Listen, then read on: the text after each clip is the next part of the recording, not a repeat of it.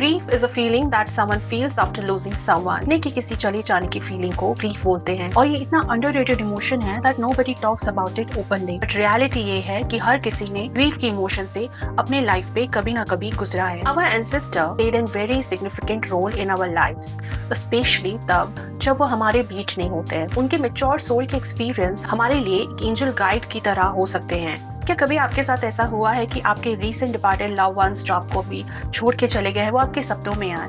ये जो decisions आप पहले नहीं ले पा रहे थे वो आप एक clearly decisions ले पा रहे हैं. Many people experience that after their ancestors departed. They find themselves starting new venture or taking a bold step that they had postponed it for years. Whether it is a business or creative project, ये सब और कुछ नहीं, it's a sign of ancestral guidance.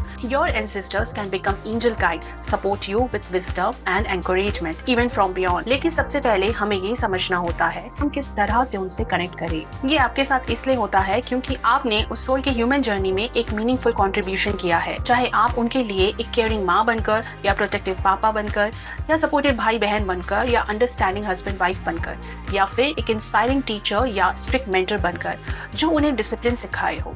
Her soul इस धरती पर आने का एक पर्पस होता है, स्पेसिफिक इमोशंस और एक्सपीरियंस गेन करने के लिए. जब आप उनके ग्रोथ में कंट्रीब्यूशन करते हैं तो वो जाते जाते आपको एक गिफ्ट देते हैं अपने गाइडेंस और ब्लेसिंग के रूप में. हमारी डिपार्टेड लव वंस के लिए ह्यूमन के सोल में अपनी फ्रीक्वेंसी को चेंज करना इजी नहीं होता और अपने सोल जर्नी में उन्हें बहुत सारे टफ डिसीजंस लेने पड़ते हैं. कुछ लोग बोलते हैं कि उन्हें ये एक्सपीरियंस हुआ नहीं, उनके कभी ड्रीम्स में उनके एंसेस्टर्स नहीं आए. इसका मतलब ये नहीं है कि वो लेस कनेक्टेड है, हो सकता है कि वो अभी प्रिपेयर नहीं है गाइडेंस को रिसीव करने के लिए. Let's know how you prepare. एक रियल केस स्टडी आपके साथ शेयर करना चाहूंगी. एक माँ थी जिसने मिस कैरेज के बाद अपना बच्चा खोया और दूसरे बच्चे हुए, लेकिन फिर भी उसकी जिंदगी में वो खुशी नहीं थी जो होनी चाहिए थी. काउंसलिंग सेशन के दौरान पता चला कि वो अभी भी लॉस ऑफ ग्रीफ में अटकी हुई है. यहाँ समझने का एक इम्पोर्टेंट स्पिरिचुअल कॉन्सेप्ट है, जब माँ अपने दुख को रिलीज नहीं कर पाती तो ये सिर्फ उनको अफेक्ट नहीं करता बल्कि उस डिपार्टेड सोल को भी शांति नहीं मिलती. क्योंकि स्पिरिचुअल कनेक्शन ये कहता है कि जब हम प्रोलॉन्ग ग्रीफ में रहते हैं तो हम उस सोल को अर्थली वेन से अटैच रखते हैं. ना माँ को हीलिंग मिली ना उस बच्चे के सोल को मोक्ष. इस केस में हीलिंग तब स्टार्ट हुआ जब माँ ने कॉन्शियसली एफर्ट किया अपने ग्रीफ को ट्रांसफॉर्म करने का ग्रेटिट्यूड एंड लव के through.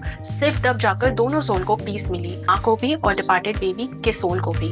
If you are in deep grief you are not only feeling just sadness. ये एक कॉम्प्लेक्स मिक्स ऑफ इमोशंस है that can include anger, frustration, guilt, regret, anxiety, fear, confusion और even sometimes relief. And here what's important कि इसका कोई expiry date नहीं होता. ये आप 1 साल तक फील कर सकते हैं या फिर ये सालों साल रहता है. You might have heard there are 5 stages of grief: denial, anger, bargaining, depression and acceptance. But don't worry, here comes the dual process model to handle grief. इसमें स्टडी हो चुकी है. सबसे पहले आपको अपने ancestor के लिए कुछ important काम करना है. सबसे पहले perform all the possible rituals for them. Dedicated day के अलावा birthdays, death anniversary और कोई भी occasion पे आप पूजा या prayer जरूर करवाएं.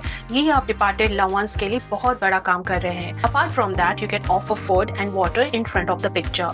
Once you do all this, definitely वो आपके angel guide बन जाएंगे.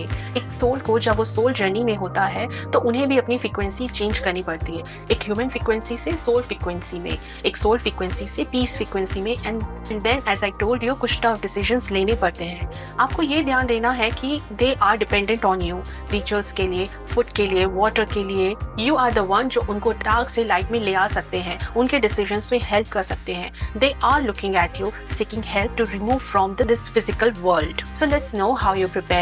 बट पहले खुद को संभालना होगा. द ड्यूअल प्रोसेस मॉडल जो आपको हेल्दी वे में ग्रीफ हैंडल करने में हेल्प करता है. Here what you can do. सबसे पहले morning ritual. Start your day with just 5 minutes of intentional activity. It could be making a bed, brewing a coffee or stepping out for fresh air. Number 2, scheduling meal. Even when you don't feel hungry, set specific times to eat. Your body needs fuel to process emotion. Now, third is consistent sleep. Try to go to bed and wake up at the same time each day. Grief disrupts sleep, but routine helps stabilize your mood. Set aside a grief time. Yes, this might sound counterintuitive, but yes, you need to make a time out 20-30 minutes. So grief gives you permission to feel. During this time, आप रो सकते हैं, photo देख सकते हैं, और you can just write about the feeling. You can start journaling.